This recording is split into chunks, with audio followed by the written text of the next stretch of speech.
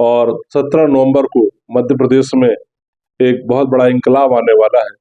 और ये जालिम हुकूमत, जिसके साए में पूरा प्रदेश एक खौफनाक अंधेरे की तरफ बढ़ गया था। एक भाजपा के विधायक प्रतिनिधि ने एक आदिवासी के चेहरे पर पेशाब कर दी थी।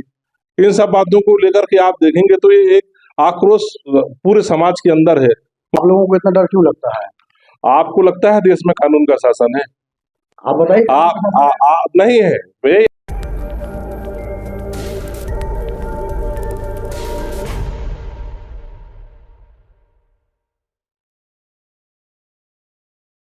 नमस्कार, मैं हूं चेतराम राजपूत और आप देख रहे हैं चुनावी चर्चा। चुनावी चर्चा में इस बार हमारे साथ हैं गोंडवाना गणतंत्र पार्टी के राष्ट्रीय उपाध्यक्ष इरफान मलिक। इनसे हम बात करेंगे कि मध्य प्रदेश के राजनीतिक तौर पर गोंडवाना गणतंत्र पार्टी की क्या भूमिका होगी। 2 दिन बाद मतदान होना है। ऐसे में गोंडवाना गणतंत्र पार्टी की मध्य प्रदेश में क्या स्थिति है, इनको लेकर हम सीधे इनसे बात करते हैं। स्वागत है आपका। बहुत बहुत धन्यवाद। आप ये बताइए कि अभी 2 दिन बाद मतदान होना है जी, तो इसमें गोंडवाना किस स्थिति में है और आप लोग किस तरह से बीजेपी कांग्रेस को चुनौती दे रहे हैं? मध्य प्रदेश मेरा ख्याल है 18 सालों के बाद एक नई आज़ादी की तरफ बढ़ रहा है और उस रोशनी को सभी लोग महसूस कर रहे हैं। और 17 नवंबर को मध्य प्रदेश में एक बहुत बड़ा इंकलाब आने वाला है। और ये जालिम हुकूमत, जिसके साए में पूरा प्रदेश एक खौफनाक अंधेरे की तरफ बढ़ गया था, जहाँ की सारी चीजें, हमारी संस्कृति, हमारे अधिकार, संविधान सब खतरे में आ गए थे, उस सबसे मुक्ति की दिशा में हम बढ़ चले हैं। और 2 दिन के बाद हमें लगता है एक नया बदलाव की आधारशिला रखी जाएगी, जो 3 नवंबर को जिसका प्रकटीकरण होगा।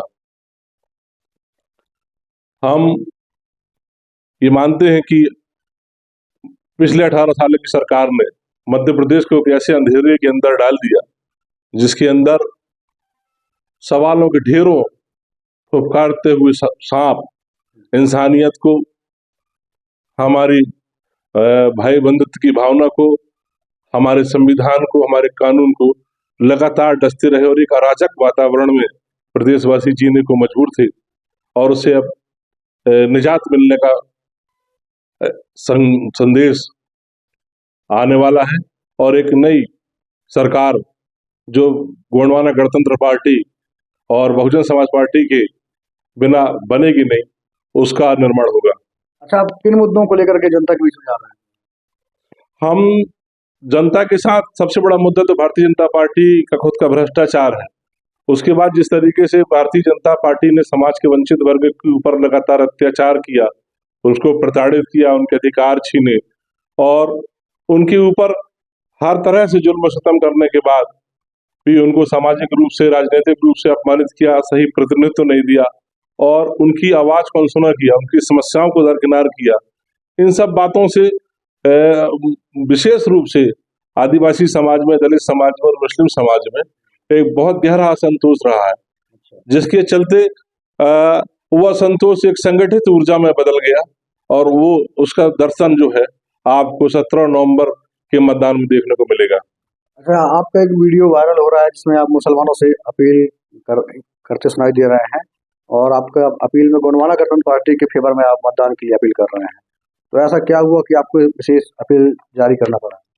देखिए, गोंडवाना गणतंत्र पार्टी के लिए अपील करने का तो मेरा कर्तव्य भी है, चूंकि मैं उस पार्टी का राष्ट्रीय उपाध्यक्ष हूँ।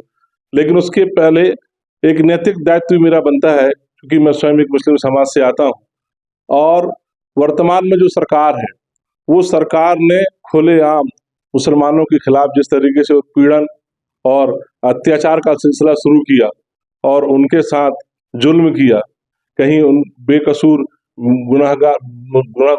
मुसलमानों को गुनाहगार बताकर जेलों में डाल दिया गया, कहीं उनके मकान तोड़ दिए गए, कहीं उनके कारोबार को छीन लिया गया, कहीं मुस्लिम बच्चों को एजुकेशन से दूर रखने की साजिश करी गई, कहीं पर उन लोगों को जिन योजनाओं का लाभ मिलना चाहिए था, जो संविधान सम्मत है, उससे तकनीकी आधार बना करके उन्हें रोका गया, उससे वंचित किया गया। और पिछले 18 साल में मुस्लिम समाज और रसातल की तरफ चला गया। वैसे तो मुसलमान परंपरागत रूप से कांग्रेस को वोट देता रहा, लेकिन कांग्रेस ने कभी भी मुसलमानों के लिए कल्याणकारी योजनाएं बनाने के साथ उसको अमल में लाने का कोई गंभीर प्रयास नहीं किया, जिसका नतीजा ये निकला कि मुसलमान जो है आज बेबस और बेयार नजर आते हैं। आप अगर देखेंगे इस 18 साल की भाजपा सरकार में, तो मुस्लिम समाज के जो उलेमा होते हैं उन्हें धर्म परिवर्तन के नाम पर जेलों के अंदर ठूंस दिया गया और उनका अभी तक कोई ट्रायल शुरू नहीं हुआ। लव जिहाद के नाम पर, गौमांस के नाम पर मुस्लिम छोटे छोटे व्यापारियों की लिंचिंग, मॉब लिंचिंग करने की कोशिश की गई। उनकी बहन बेटियों को भगवा ट्रेन में फंसा करके उनको अपमानित करने का और उनकी इज्जत को तार तार करने का प्रयास किया गया। और सबसे गंभीर आरोप, जो आपत्ति मुस्लिम समाज को भारतीय जनता पार्टी के साथ रही, वो ये रही कि दंगा के आरोपियों को न केवल उन्होंने महिमा मंडित किया, बल्कि टिकट दे करके उन्हें विधायक और सांसद बनाने का प्रयास किया। उनके बलात्कारियों के पक्ष में भारतीय जनता पार्टी के लोगों ने रैली निकाली। बलात्कारी के रिहा होने पर उन्होंने उनका अभिनंदन किया, जिस पर सुप्रीम कोर्ट ने भी सख्त आपत्ति ली और संज्ञान लिया। आप देखें, मस्जिद कांड के बम कांड के आरोपी रहे हैं, उन लोगों को भी महिमा मंडित करने से और उनके घर जाकर के, बल्कि भारतीय संविधान की धज्जियां भी उड़ा दी गई। कानून का राज खत्म हो गया और एक अराजक राज में मुसलमान, दलित और आदिवासी जीने को मजबूर था। लेकिन अब संकल्प कर चुका है कि इस मतदान के जरिए वो बदलाव लाएगा और दलित, मुस्लिम और आदिवासी इकट्ठे हो गए हैं और इस ताकत का नतीजा ये निकलेगा कि जालिम हुकूमत को अब हटना पड़ेगा, इसे हम उखाड़ फेंकेंगे। अच्छा, भाजपा तो डंके की चोट पे हिंदुत्व की राजनीति करती है। उनका जो हिंदुत्व है, कट्टर हिंदुत्ववाद है, जो इस तरह से उनका, जो आप बड़े नेताओं को भी देखेंगे तो उनका जो हेट स्पीच है और जो मुस्लिमों के खिलाफ में, वो तो जग जाहिर है। लेकिन आप लोगों की नाराजगी कांग्रेस से क्यों है? कांग्रेस से नाराजगी इसलिए क्योंकि ज्यादातर समय पर सरकार कांग्रेस की रही है और कांग्रेस की सरकार को बनाने में मुसलमानों का एक अहम रोल रहा। और अगर आप देखेंगे तो कांग्रेस का जो पॉकेट था वोट का, वो दलित, आदिवासी, मुसलमान ही मुख्य रूप से रहे। लेकिन सरकार बनाने के बाद कांग्रेस ने इन तीन तबकों को उनके वास्तविक अधिकार नहीं दिए, उनके साथ न्याय संघ, ऐसे बहुत सारी चीज आप देखेंगे। कहीं एक भी सीधी में जो कांड हुआ था, एक भाजपा के विधायक प्रतिनिधि ने एक आदिवासी के चेहरे पर पेशाब कर दी थी। इन सब बातों को लेकर के आप देखेंगे तो ये एक आक्रोश पूरे समाज के अंदर है।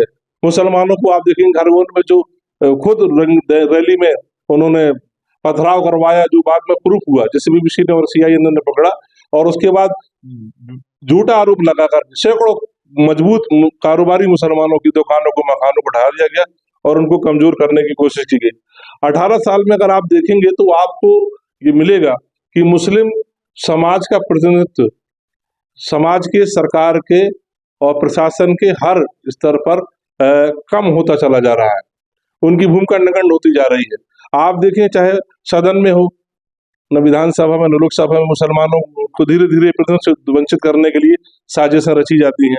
मीडिया में हमारा कहीं कोई मजबूत आवाज उठाने वाला कोई चैनल नहीं है।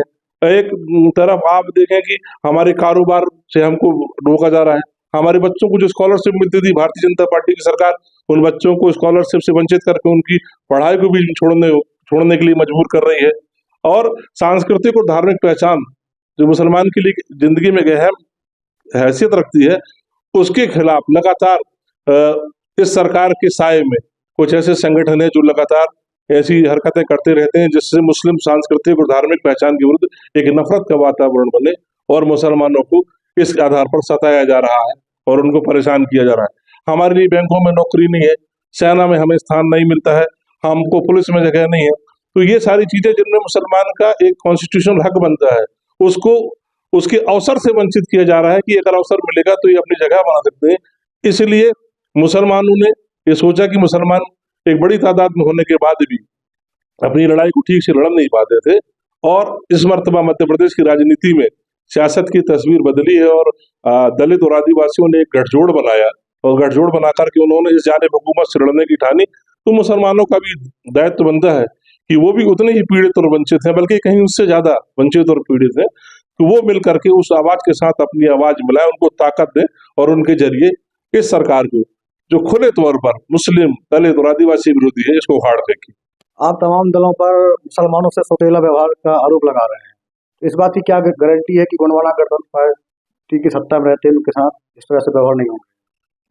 इस तरीके के अभी कोई आरोप आपके पास भी नहीं जो आप ये साबित कर सकें कि हम गोंडवाना गणतंत्र पार्टी मशहद को अन्याय कर, लेकिन मुसलमानों के लिए एक उज्ज्वल भविष्य के संकेत इस बात से मिलते हैं कि जब कहीं भी मुसलमानों के ऊपर कोई अन्याय अत्याचार होता है, उनको उनके कानूनी संवैधानिक अधिकारों से वंचित किया जाता है, तो पूरे प्रदेश में गोंडवाना गणतंत्र पार्टी इकलौती ऐसी पार्टी है जो खुलकर के आवाज उठाती है और वो जो संभव है संवैधानिक तरीके से प्रतिकार करती है और विरोध करती है और मुसलमानों के साथ सुख दुख में खड़ी रहती है।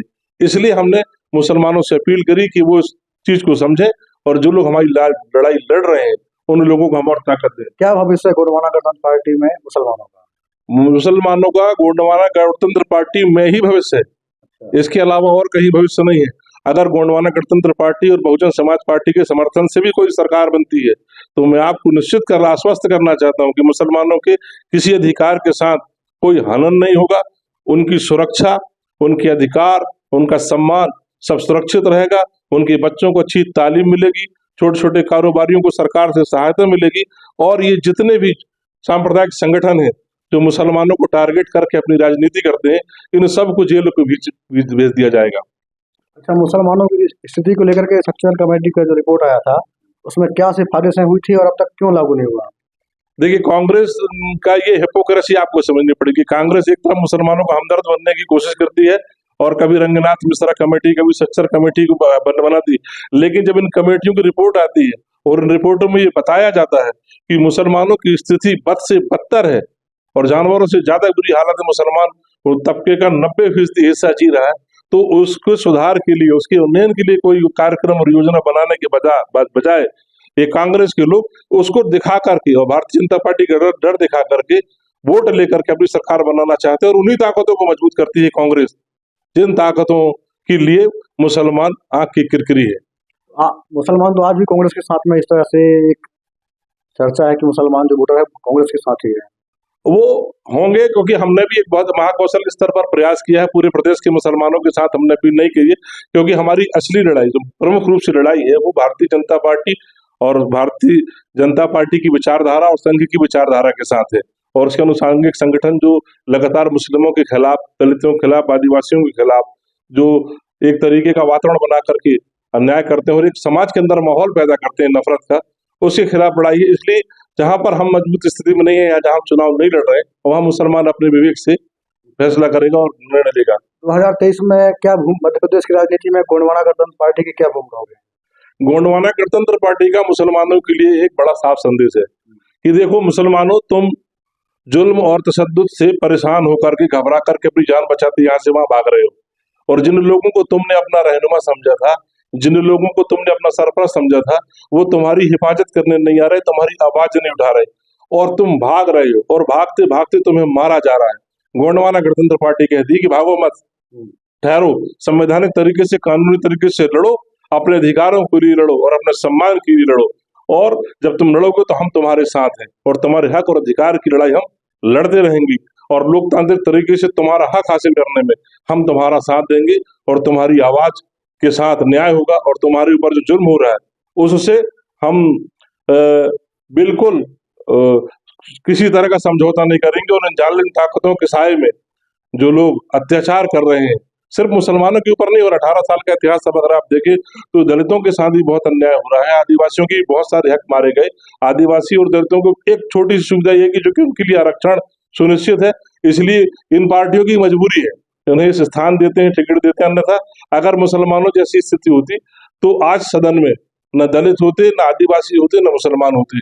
इस चीज को जो हजारों साल से, सैकड़ों साल से जो लोग ठोकर खाते आ रहे थे, अब वो जाग गए और उन लोगों ने अपना हक लेने की ठानी है और वो लोग हक लेकर रहेंगे, ये मैं आपको आश्वस्त करना चाहता हूँ। और गोंडवाना गणतंत्र पार्टी का बड़ा साफ ये मानना है कि अगर नीयत साफ हो, हौसले मजबूत हो, तो फिर उस इंसान से ज्यादा ताकतवर कोई नहीं होता और बड़ी से बड़ी हुकूमतें ढह जाती हैं। तुमने देखा नहीं आंखों का समंदर होना, एक आंसू भी हुकूमत के लिए खतरा है, किसी शायर ने बहुत अच्छी बात कही है। और मुसलमानों के लिए तो हम ये बात कहेंगे, मुसलमानों से हमारा एक सवाल है कि मुसलमानों, तुम अपने इतिहास को और अपने जो तुम्हारी विरासत है उसे कहाँ भूल बैठे हो? क्या हिम्मत और जरूरत तुम्हारे अंदर खत्म हो गई है कि तुम्हारी अपनी लड़ाई तुम नहीं लड़ सक रहे, तुम भाग रहे हो? क्या तुम वो मुसलमान नहीं हो जिसके लिए अल्लामा इकबाल ने कहा था कि टल न सकते थे अगर जंग में अड़ जाते थे, तो पांव शेरों की मैदान से उखड़ जाते थे। दस्त तो दस्त है दरिया भी न छोड़े हमने, और बहरे जुल्मात पे दौड़ा दिए घोड़े हमने। वो हिम्मत और जरूरत की जरूरत है आज पैदा करने की, और वो आदिवासी दलितों के साथ से, उनके सहारे से ये पैदा होगी, और मुसलमान पूरी इज्जत और वकार के साथ इस मुल्क में रहेगा, इस प्रदेश में रहेगा, और अपने अधिकारों का उपयोग करेगा, और अपने तरीके से अपने तरक्की के रास्ते तय करेगा। आपके अपील का मुसलमानों के ऊपर कितना असर पड़ेगा, क्या उम्मीद करते हैं? बहुत असर पड़ रहा है, और मेरे पास लगातार और हमारे कार्यालय में लगातार फोन आ रहे हैं, और हम लोगों को बुलाया जा रहा है। बहुत सारे लोग हमसे मीटिंग करना चाहते हैं, लेकिन अब समय कम है और सब जगह तो पहुंच नहीं पाए, लेकिन हम अपने संदेश के जरिए ये बात अपने समाज को समझाने में कामयाब रहे हैं कि निश्चित रूप से जहां जहां गोंडवाना गणतंत्र पार्टी मजबूती से लड़ाई में है, वहां पर एक भी वोट मुसलमानों का वो कांग्रेस को नहीं जाएगा, भारतीय जनता पार्टी को नहीं जाएगा। बहुजन समाज पार्टी और कांग्रेस पार्टी, बहुजन समाज पार्टी और गोंडवाना गणतंत्र पार्टी के गठबंधन के प्रत्याशी को मुसलमान ने इस बार अपना मत देने का निर्णय कर लिया है, फैसला कर लिया है। अच्छा, बीएसपी जीजीपी गठबंधन मध्य प्रदेश में कितनी सीट जीत रही है? मध्य प्रदेश में बीएसपी और जीजीपी का गठबंधन इतनी सीट जीत रहा है कि दलित मुस्लिम आदिवासी को जिल्लत और जहालत के सारे निशान मिटा दिए जाएंगे, और एक बहुत खुशगवार और एक बहुत अच्छे स्वस्थ वातावरण में मध्य प्रदेश के नागरिक सांस लेंगे, और उनको उनके पूरे कानूनी अधिकार मिलेंगे, उनके अवसर मिलेंगे, उनका सम्मान रहेगा, और हमारी बहन बेटियां सुरक्षित होकर के रात बिरात दिन में कहीं घूम सकेंगी। ये सब चीजों के लिए गोंडवाना गणतंत्र पार्टी और बहुजन समाज पार्टी का संयुक्त संकल्प है, और हम इसे साबित करके बताएंगे। यदि आपका जो गठबंधन है सत्ता की चाबी बनती है, तो आप बीजेपी के साथ जाएंगे कि कांग्रेस के साथ जाना पसंद करेंगे? ऐसी स्थिति में हम जिसके साथ भी जाएं वो महत्वपूर्ण नहीं, महत्वपूर्ण है कि हमारी बात के साथ कौन जाएगा। गोंडवाना गणतंत्र पार्टी और बहुजन समाज पार्टी की शर्तों के साथ जो जाएगा, हम उसके साथ सरकार चलाएंगे, क्योंकि सरकार की चाबी हमारे हाथ में होगी, और हमारे हिसाब से वो पार्टी नहीं, सरकार नहीं चलेगी, तो उसी से हम चाबी निकाल लेंगे और सरकार गिर जाएगी। इसलिए मायने ये नहीं रखता कि हम समर्थन बीजेपी को करेंगे या कांग्रेस करेंगे, हम समर्थन उस सरकार को करेंगे जो दलितों के, आदिवासियों के और मुसलमानों को उनका हक देने के लिए तैयार है, उनका सम्मान बचाने तैयार है, उनकी सुरक्षा देने को तैयार है, और उनके लिए पूरे मौके बनाने को तैयार है, जिससे 18 साल से वंचित है ये समाज। कांग्रेस ने मुसलमानों के लिए ऐसा कुछ काम किया जिससे आपको सहानुभूति हो? नहीं, कांग्रेस और भाजपा दोनों मुस्लिम विरोधी, दलित विरोधी, आदिवासी विरोधी हैं। एक नागनाथ है तो एक सांपनाथ है। चूंकि अभी हमारी लड़ाई फ्रंट में भारतीय जनता पार्टी सरकार थे, लेकिन कांग्रेस भी कम कसूरवार नहीं है। कांग्रेस ने भी आजादी के बाद से 50 साल जब हुकूमत करी, तो उसने भी मुसलमानों की को मटिया मीट करने में कहीं कोई कसर नहीं छोड़ी मुसलमानों को। इसलिए उन मुसलमानों से कह रहे हैं कि उस कांग्रेस को छोड़ करके बाहर निकलो, क्योंकि सुनहरा भविष्य तुम्हारा इंतजार कर रहा है बहुजन समाज पार्टी और गोंडवाना गणतंत्र पार्टी के नेतृत्व में, जहां पर एक मजबूत और एक अच्छा नेतृत्व तुम्हें दिया जा सकता है, जिसके साय में मुसलमान अपनी तरक्की के रास्ते तय कर सकता है। कि मुसलमानों का जो सामाजिक जीवन है और दलितों का जो सामाजिक जीवन है और आदिवासी, उसमें आप देखेंगे बहुत सारी समानताएं हैं, और बहुत आसानी के साथ हम घुल मिल जाते हैं आपस में, और इसलिए हमें लगता है कि ये स्वाभाविक गठजोड़ बनेगा, और स्वाभाविक गठजोड़ से जो सरकार निकलेगी वो बहुत लाभप्रद होगी पूरे प्रदेश के लिए और बाकी अन्य वर्गों के लिए भी, क्योंकि इस सरकार में जो गोंडवाना गणतंत्र पार्टी और बहुजन समाज पार्टी के नेतृत्व से या उनके समर्थन से बनेगी, उसमें किसी के ऊपर भी कहीं किसी के ऊपर कोई अन्याय, अत्याचार या उनका हक मानने की नियत नहीं होगी, और न ऐसी किसी कोशिश को कामयाब होने दिया जाएगा। मान जब देश आजाद हुआ तो कितने 18% सरकार ने वोट दिया, 1% भी नहीं है, बैंक में नहीं है। मैंने कहा मीडिया में हिंदुस्तान में कितना संख्या है मुसलमानों की, कितनी आबादी है? कम से कम सरकारी आंकड़े के हिसाब से 14 से 16% है, लेकिन जो गैर सरकारी आंकड़े वो बताते हैं कि कम से कम 20% से 25% आबादी मुसलमानों की इस देश में है, और एक बहुत बड़ी तादाद कहलाती है। लेकिन उसके बाद भी उनको उनके अधिकारों से वंचित किया गया है, उनको सरकार की योजनाओं का लाभ नहीं मिलता, उनको सिर्फ वोट बैंक बना करके कांग्रेस ने जो रखा, वो लड़ाई तो कांग्रेस से हमारी चलती रही है और चलती रहेगी।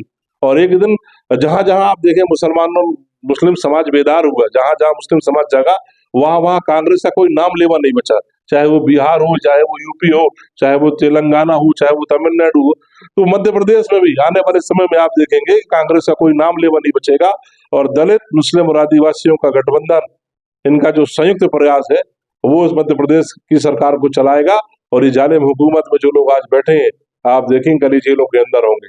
सही बात है, मुसलमान धार्मिक तौर पर संवेदनशील होता है और धार्मिक शिक्षाओं का जीवन पर गहरा असर भी होता है। और इसलिए हम ये कहना चाहते हैं मुसलमानों को कि जिस तरीके से तुम धार्मिक रूप से प्रतिबद्ध होते हो, इसी तरीके से तुम्हें सामाजिक रूप से और राजनीतिक रूप से भी प्रतिबद्ध होने की आवश्यकता है।